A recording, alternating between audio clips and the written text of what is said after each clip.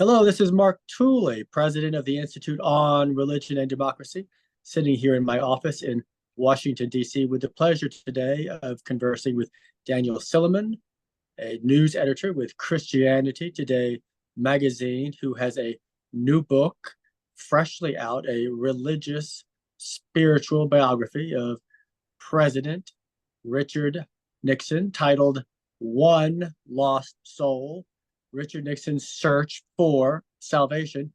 Daniel, thank you for joining. Hey, it's great to be here.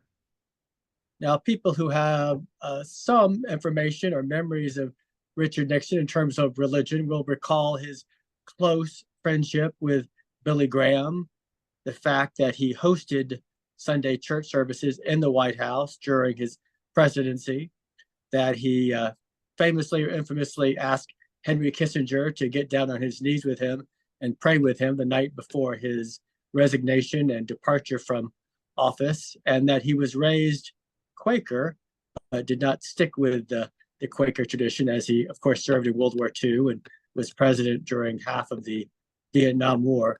What drew you, or why were you interested in writing a spiritual biography about Richard Nixon? Yeah, he's a really interesting figure in 20th century American history. And, I found as I was reading 20th century history, it almost doesn't matter what topic you're interested in. It comes back to Richard Nixon, or he's in there in some important way. If you're interested in the Cold War, you can't study that without studying Richard Nixon. If you're interested in civil rights, he's part of that story too. If you're interested in the shape of modern conservatism, Richard Nixon's a piece of that story. And as I was reading about him during graduate school and just my own education, I found that there were all of these curious religious details, some of which you mentioned, which most of the historians who are interested in his political thought and his evolution as a politician and his evolution in political ideology and strategy would treat these religious details as sort of interesting anecdotes or a little bit of color and not see them as maybe I would argue central to who he was, that who he was as a person deeply involved some religious conflict, some religious struggle. And so I wanted to put that at the center of the story. And I wanted to go a lot deeper with some of these things. I think, many people have said, hey, how did he think about the Quaker commitment to peace while he was prosecuting the Vietnam War? It's not like that didn't come up for him. It's not like that thought never occurred to him, but historians hadn't looked at that very closely or thought very closely about what that was doing. Or another example, real quick, would be that church in the White House. It gets kind of mentioned in passing in your sort of mainstream biographies, but nobody had sort of gone and looked at Sunday by Sunday, what did that church look like? What decisions were being made about who was there and how did that go? And I found extensive stuff in the archives that showed that Nixon spent a lot of time planning those church services. I would argue he spent more time planning church than any American president ever has, including picking the preacher and deciding how many people would come. And that tells you, I think, a lot about who a person is. Hmm. In summary, if that's possible, his personal theology, is it accurate to say Nixon was a liberal Protestant, that he admired Jesus but didn't necessarily affirm his full deity? He definitely says that at the beginning and end of his life. He certainly does not say that while he's like running for president and courting a variety of Christians. But in his third and final autobiography, he pulls out some college papers where he recounts as a college student going from what he describes as a fundamentalist Quakerism to a more modernist Quakerism that happened to him in as a university student, which is not an unfamiliar story. And he said, I learned, that the Bible is full of myths and Jonah wasn't really swallowed by a whale. And I learned that yeah, that specifically Jesus didn't raise from the dead and that he was a a good example, an inspiring figure, and there's a moral there about uh, the triumph of goodness or something like that. To me, what strikes me as more important to his theology and to understanding how his theology really impacted him is that he believed in works. The transformative thing is not quite the liberalism, and even when he's what he calls a fundamental, I don't think that's a totally fair description, but what he called a fundamentalist Quaker, like he really never accepted the idea of grace. He never accepted the idea that God so loved the world that he gave his only son for Richard Nixon, right? He believed in earning it, and he was a striver and could never kind of rest in the confidence that the creator of the universe loved him and thought he was worthwhile and cared for his existence, and he didn't have to earn that approval. I think a lot of the story of Richard Nixon is about attempting to earn approval. As a child, he's striving quite hard to win the approval of his parents. As up and coming Republican, he struggles to win the approval of party officials, and so you get the like famous scene in the Checkers speech, where he's waiting and waiting for Eisenhower to just kind of say he's okay, and Eisenhower refuses explicitly to give him the approval that he's seeking for. I think he then turns to the public and tries to win it in elections, tries to win that kind of love of God through big victories, and finds out that the electorate is fickle, and sometimes you win in a landslide, and sometimes you lose embarrassingly bad when you're running for governor of California. And then ultimately, I think that's what's going on with the secret recordings that he made of himself in the White House. I think this is a story of history is going to be the final judge, and I'm working really hard, and I will prove myself, and I will win the approval of history writ large. And well, how will that record be produced? I'm gonna create this secret objective true record, this kind of eye in the sky that can finally give me the approval that I'm looking for. He did not stick with his Quakerism. His mother was a devout, lifelong Quaker, I believe, but surely his Quakerism of his childhood shaped him profoundly. How so? Well, it's not quite true that he didn't stick with it. He identifies himself as a Quaker his entire life. And he is a member of his childhood Quaker church throughout his presidency, even though he does not attend ever regularly as an adult. And as far as I could find, never visited his childhood church after his mother died. But he was enough of a member that that church actually had a committee consider whether or not to discipline him over his prosecution of the Vietnam War. So there were some laymen in a Quaker church in Southern California who considered, like, should we what would that even look like to discipline the president of the United States? And do we excommunicate him? Do we write a letter? Like, what is it we're supposed to do? And he certainly would cite his Quakerism, and his Quakerism served a kind of political purpose where he would be able to position himself as religious, but maybe not quite familiar to most Protestants. So if he wouldn't, pray in public, he could say, well, to Billy Graham, for example, well, in my religious tradition, where we pray silently, or in my religious tradition, you don't sort of do your religion on your sleeve. It's more private than that. But I do think there were some real effects. I mean, I see this isn't like the heart of Quakerism, but this big thing that he got out of Quakerism, which was that there is a right order, and you need to work hard, and you need to do good. He took that lesson, whether people intended to teach it to him or not, he took that lesson very seriously. He also ultimately believed that being a peacemaker was the best thing you could be, and he rejected the practices of Quakers of what being a peacemaker looked like, but he certainly understood his prosecution of the Cold War and his engagement in Vietnam and his going to China as all attempts to establish, to realistically and practically establish a lasting peace, and thought that that would be, the highest moral good that anybody could accomplish.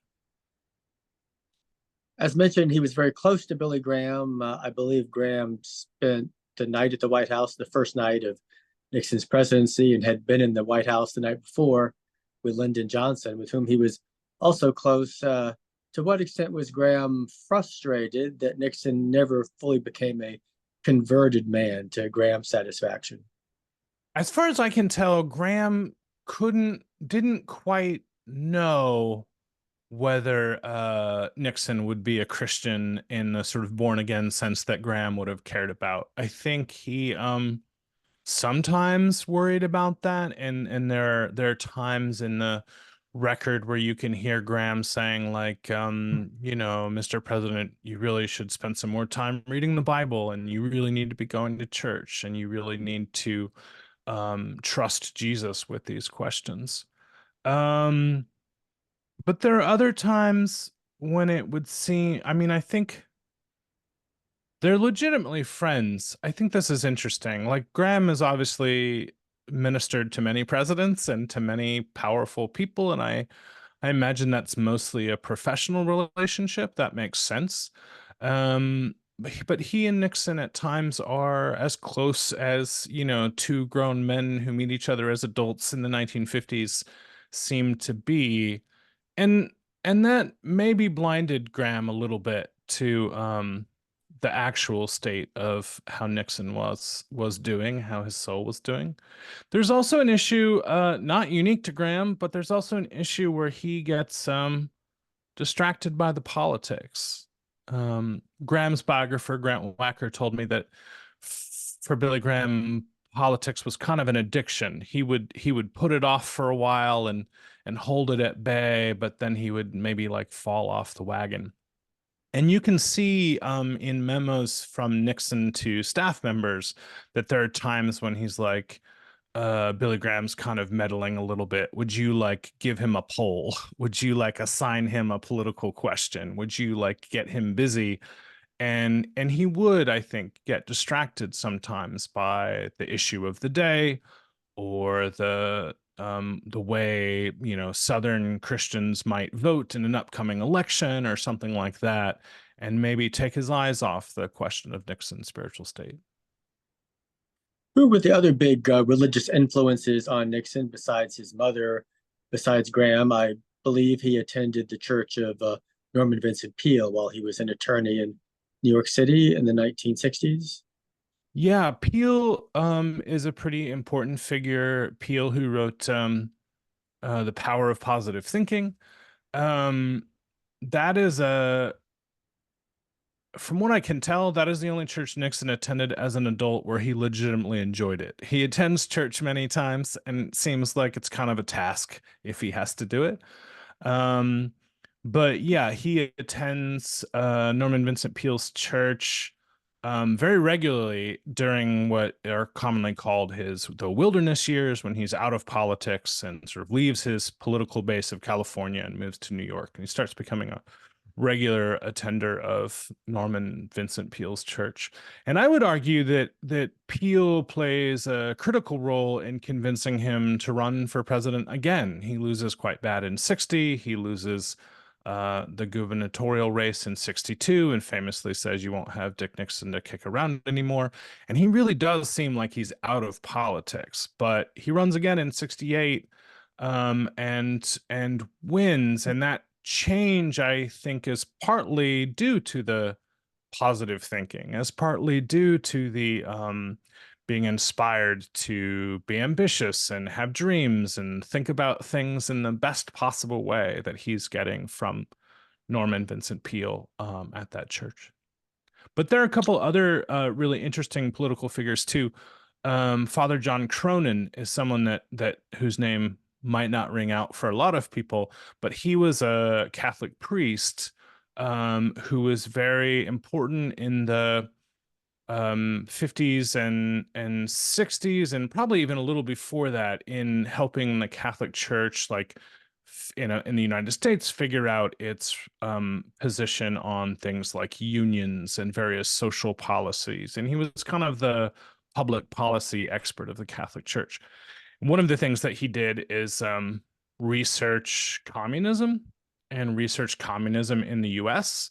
And he wrote this kind of unpublished document, sort of saying that there were many communists at work in the government and that this should be a concern. And Nixon meets him as a new congressman, as a young congressman, and has a meeting that is very stimulating, and reads this document, and that really shapes a kind of a shift in Nixon from a kind of post-war congressman who's really concerned, from Southern California, who's really concerned about like orange prices and other sort of wartime controls, to someone who sees his main job as a political figure as a kind of moral crusade, in this case against communism and communism in the US. And that changes how he reacts when Whitaker Chambers comes in and testifies that he was a former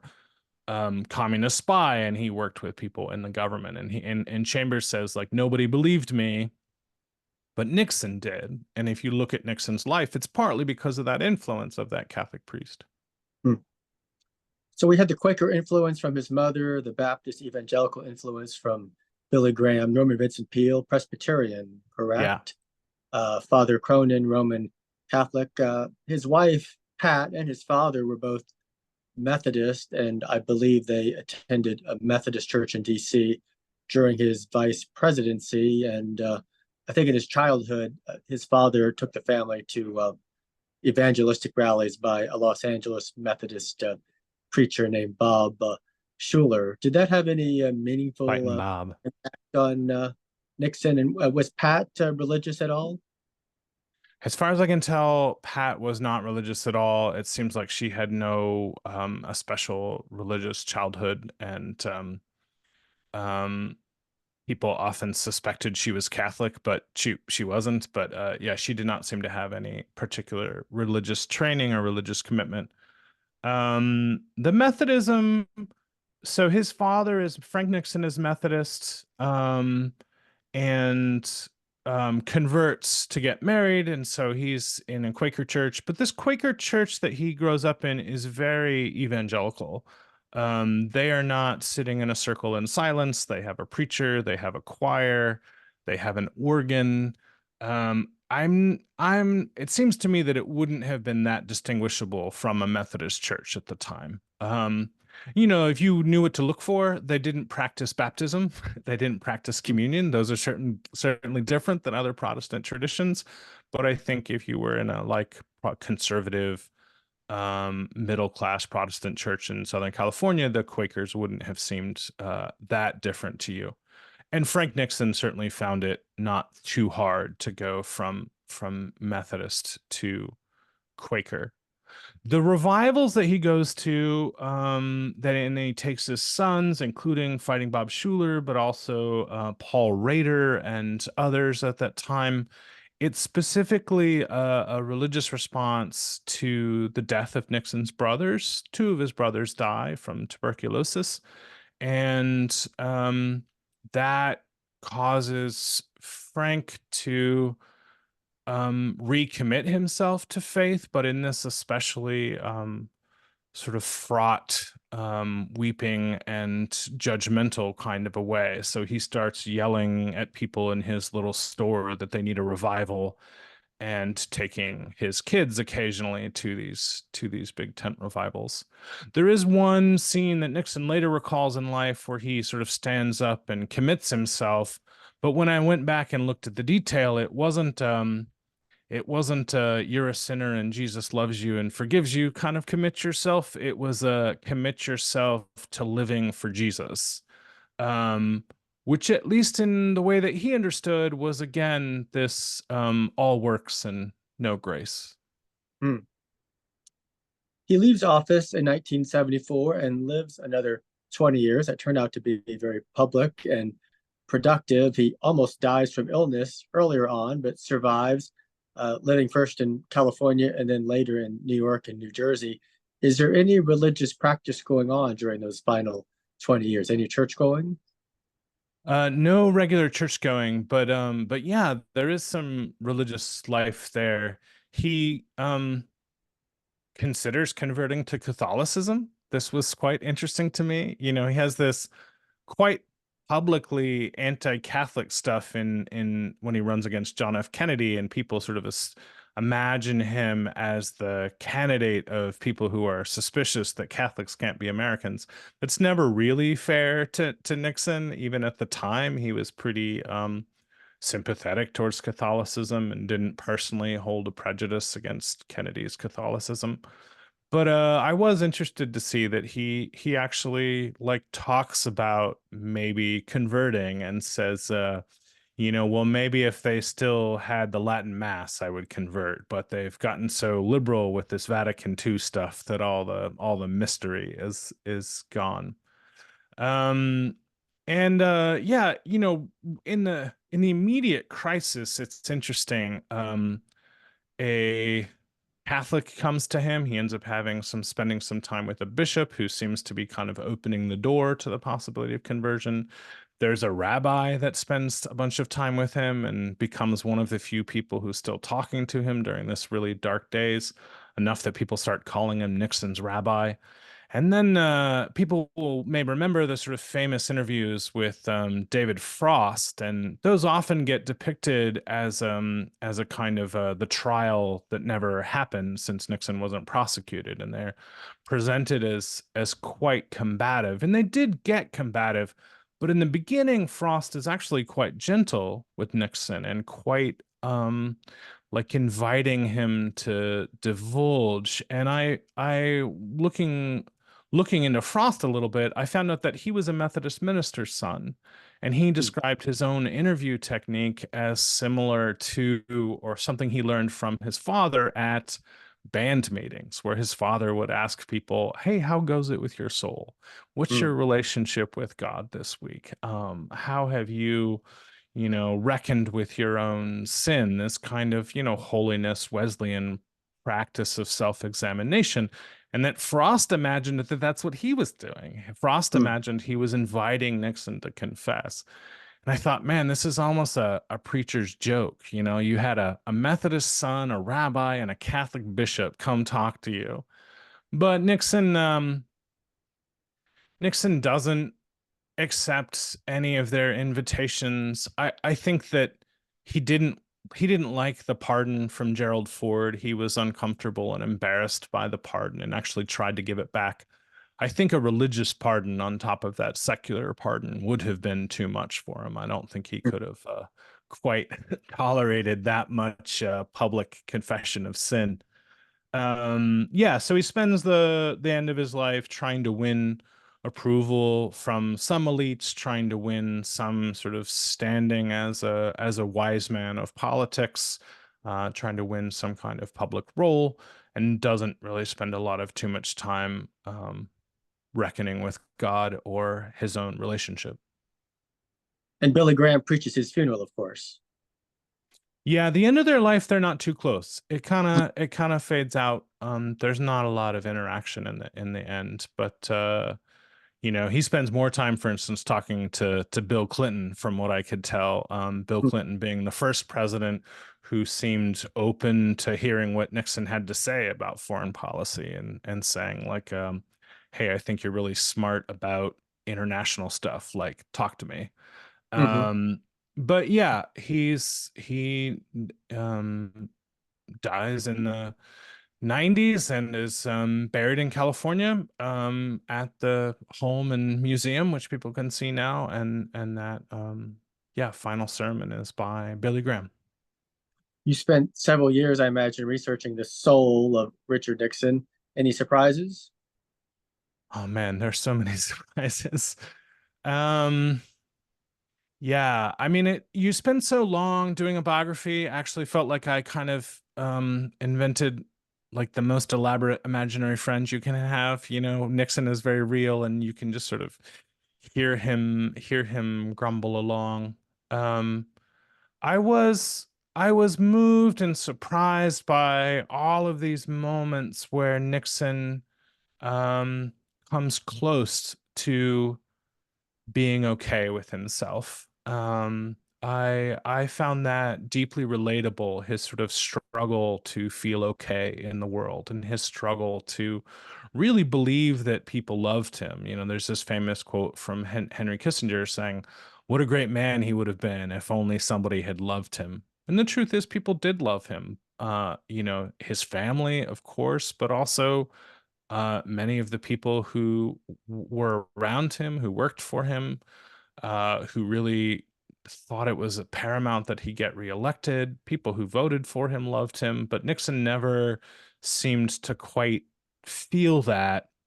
So I think a lot about sort of two contrasting scenes. There's a time when he's president where he interacts with a bunch of students, and it's kind of random. They're not expecting them to see him. He just walks up on them, and he's aware that this is an unusual experience. So he says, "Hey, I know you probably think I'm an SOB, and I know exactly how you feel." And I thought, wow, what an assumption to have. Like, he's this wildly successful man. He's been so many places. He has so much to offer. And yet, when he approaches a stranger, his assumption is this kind of antagonism and aggression and negativity. And this is how he sees himself as he moves through the world. And then there's this final scene. He's in New Jersey and he's pretty isolated. He writes and talks and stuff, but it's not like he's hanging out at the diner or going to the golf course or going to church or talking with his neighbors, except on Halloween. For some reason, on Halloween, Nixon decides to throw his house open every year, and all the neighbors come by, and the families take pictures of their kids in little pirate costumes and ballerina costumes with the former president who's handing out candy. He doesn't dress up, he's just himself, but he just loves it, and he invites the world in to his home on this one day of the year. And one year, one of the neighbors, one of the dads, got the idea to show up in a Nixon mask, which is such a wild thought. I'm going to show up to the former president's house wearing a mask of him. And so he does. He stages this thing and he shows up and he approaches Nixon as Nixon. And the former president, you know, I kind of expected him to react in the same way that he'd reacted in that earlier moment of assuming that sort of horribleness, of assuming that people saw him as grotesque and bad and tricky dick and not a worthy human being, not a child of God, just like you and me. And instead, what he does is he reaches out and says, "Nice to meet you, Mr. President." Daniel Silliman, thank you so much for a very interesting conversation about your new book, One Lost Soul, Richard Nixon's Search for Salvation. If you would hold it up just for a moment. Thank you very much, Dan. Thank you. Bye-bye.